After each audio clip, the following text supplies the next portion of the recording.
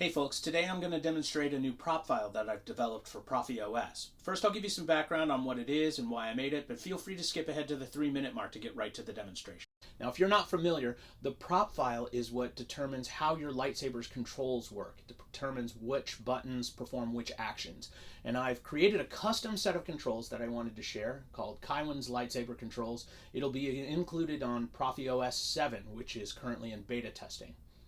Now, there are already some really great prop files out there. FET263's got a really comprehensive prop file. I think SA22C had one of the first custom prop files out there. So why did I make this? Well, at first I just wanted to be able to use a button to trigger a clash effect because I'm a huge dork and sometimes I like to pretend I'm dueling an imaginary opponent, and I wanted a way to trigger clash effects without actually hitting the blade against anything. I also wanted a limited set of controls that were simple to use. I wanted to be able to change a few basic things like volume and blade color, but without delving into complicated menus on the fly.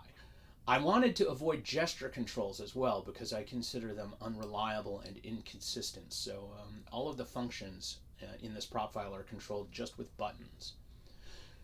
Once I started working on it, I realized I also wanted immediate response for core lightsaber effects without the half-second delay that's common in some prop files.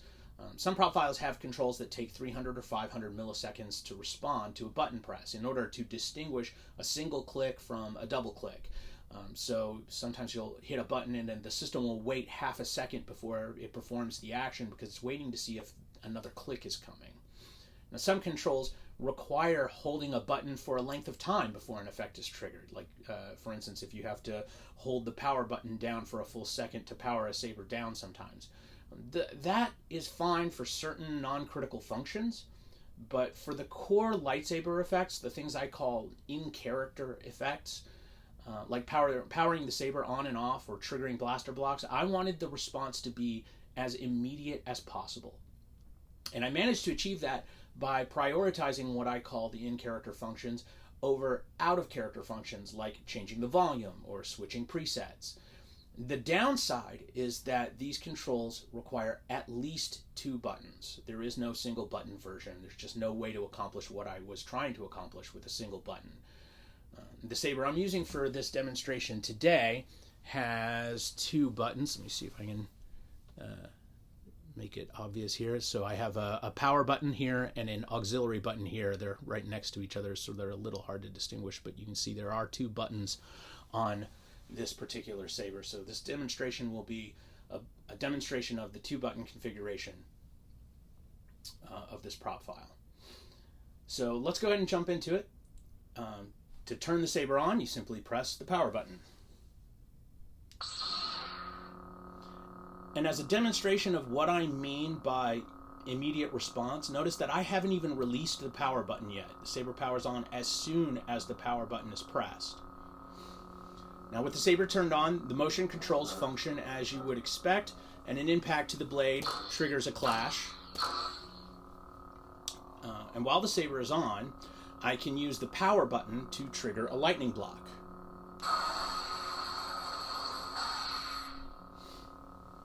And release the button to end the lightning block. The auxiliary button can be used in 2 ways. You can simply click the button to trigger a blaster block like so. Or, alternatively, if you hold the auxiliary button down, it functions like a shift key. And while the button is held down, an impact to the blade triggers a lockup. And you release the button to end the lockup. If the blade is pointed down, holding the auxiliary button during an impact produces a drag effect, like so. And then you release the button to end that lockup as well. Holding the auxiliary button during a stab produces a melt effect.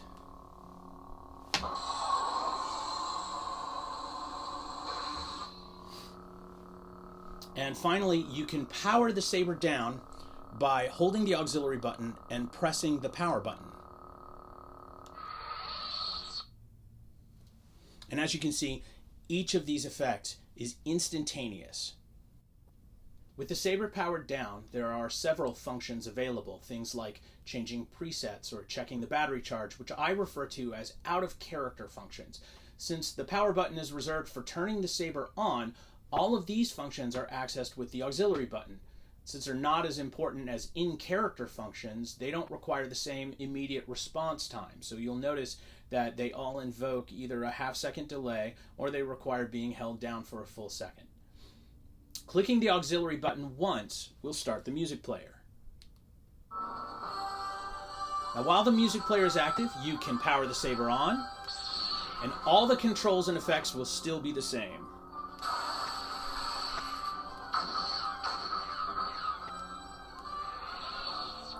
You can click the auxiliary button again to stop the music player. Now, this is the only control that invokes the half-second delay in order to distinguish a single click from a double click. To change presets, hold down the auxiliary button for 1 second. I am a Jedi, like my father before me. Now I've advanced to a new preset with a different blade style, a different sound font, and different music tracks. To check the battery level, double-click and hold the auxiliary button for 1 second. Power cell is currently at 21%.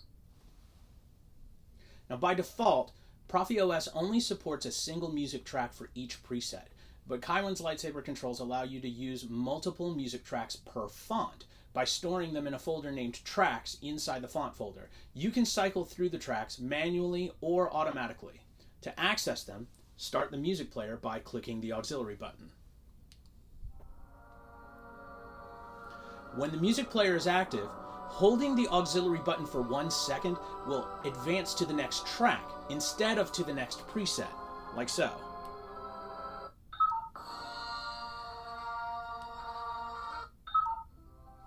Tracks are selected in alphabetical order. By default, the music player will play through the selected track one time and stop.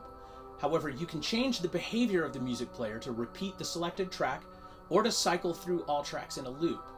So while the music player is active, double-click and hold the auxiliary button. This is the same control that you would use to perform a battery check, but when the music player is active, this will change the track mode. Repeating single track.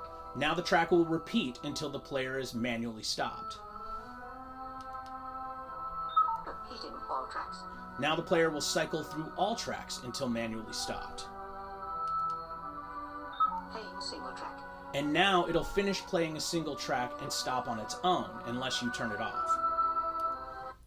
You can also start the music player and power on the saber at the same time by holding down the auxiliary button while pressing the power button.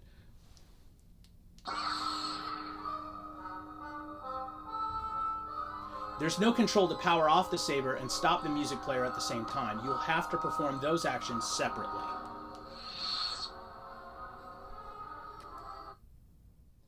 So far, all of the out-of-character functions have been accessed when the saber is powered off. However, there are two out-of-character controls that require the saber to be powered on, the volume menu and the color change menu, or the color wheel. To access the volume menu, first power on the saber. Now double-click and hold the auxiliary button for 1 second. Changing volume. Now you may have noticed the blaster block effect that was triggered on the first click. I wanted the blaster block's response time to be instantaneous without waiting to see if the user was double-clicking, so entering the volume menu produces a blaster block that you just have to ignore. I think that's okay because changing the volume is just a convenience feature, not an effect being replicated from the films. Now, I can change the volume by treating the hilt like a volume knob. Turn the hilt clockwise to turn the volume up, and turn it counterclockwise to turn it back down. The maximum volume will be whatever you set the volume to in your config file, and the minimum will be 10% of that. You can't turn the volume all the way off, and there's no mute control because sound is integral to the lightsaber experience and because the controls would be confusing without audio feedback. Now, once you've selected the desired volume level, press the power button to save and exit the menu. Saving volume change. Now, if you press the auxiliary button while in the volume menu, the volume will be reset to maximum. I'll show you how that works. First, we re-enter the volume menu. Changing volume. And now, if we press the auxiliary button, Resetting volume. we're back to the maximum. To access the color change menu, or color wheel, triple-click and hold the auxiliary button for 1 second. Just like the volume menu control, this will produce 2 blaster blocks that should be ignored. Changing color. Now you can rotate the hilt to change the blade color. Once you've found the color you want, press and hold the power button to enter the color zoom mode. This allows you to fine-tune the color by rotating the hilt. So now instead of changing the hue entirely, I'm just sort of changing how light or dark it gets. And release the power button to save the color and exit the color change menu. Saving color. If you want to reset the blade to the original color that was set in the config file, re-enter the color menu. Changing color. And now press the auxiliary button to reset the color and exit the menu. Resetting color. Now, I mentioned at the beginning of this video that I wanted to be able to trigger a clash with a button. I realized this isn't a function that everybody wants or needs, so it's not enabled by default. It can be enabled with a pair of definitions, Caiwyn button clash and Caiwyn button lockup. You can see how they're spelled and formatted in the header comments of the prop file itself. Adding one or both of these definitions to your config file will replace the lightning block control with either a clash or a standard lockup. So if Caiwyn button clash is defined, then pressing the power button when the saber is on will invoke a standard clash effect.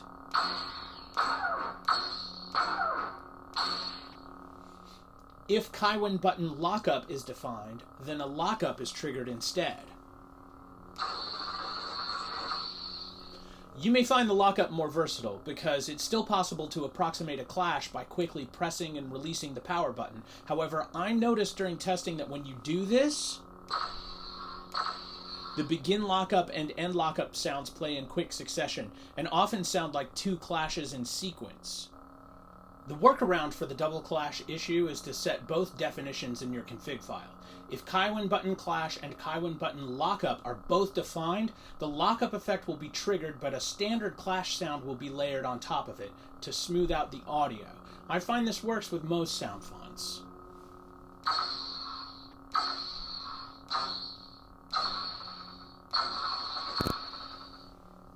Now this doesn't sound exactly like a regular clash because the end lockup sizzle trails off, but I find that appealing myself.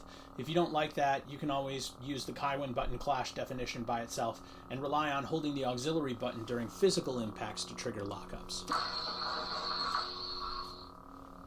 The main drawback to using this feature is that you lose the ability to perform a lightning block effect. However, if you have a saber with 3 buttons, you'll get that functionality back by holding down the 3rd button and pressing the auxiliary button. So that's how Caiwyn's lightsaber controls work. You'll need to install a voice pack in order to get any of the sound and menu prompts that you heard in this demonstration. There's a link in the prop file itself that'll let you download the voice pack I created for this.